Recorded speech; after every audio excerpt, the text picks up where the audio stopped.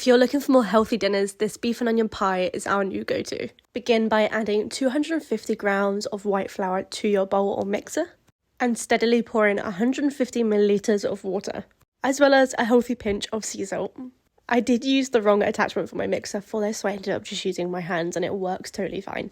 Once there are no dry spots and it's all combined, you want to get some cling film and wrap it up and put it in the fridge for around 20 minutes. Whilst that is chilling, we are going to get on to browning our beef. But before it gets too cooked, I'm going to start on slicing my onions. You can cut them however you want, I just did really quick slices. And another healthy pinch of salt. Ground black pepper, a sprinkle of thyme, fresher the better, and a little bit of parsley. And not forgetting the iconic Worcestershire sauce for that kick of flavour. It's so good. Let that cook down and it should start coming together like this. Next, we're going to get onto the gravy. I had some of this Waitrose pre-made gravy with red wine left over, and I ran out of homemade beef stock, so we're using a little cube. Just melt them both in a bit of hot water and pour right into your beef and onion mixture. I would add a fair bit more water as it does cook down.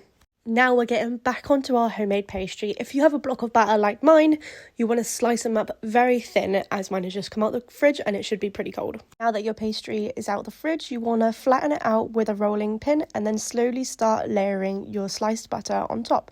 You might need to do this piece by piece like I did, so it did take some time. But once it is done and all incorporated, it should look something like this.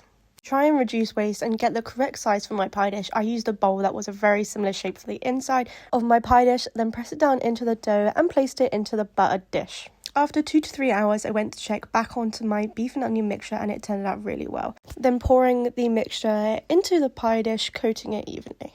And with the rest of the pastry that you made earlier on, you're going to place it on top of your mixture and give it a score with a knife. That's all I had. It should look pretty good like this so far, and then the last step is just the egg wash to the top. This egg wash will give it a really nice brown crisp.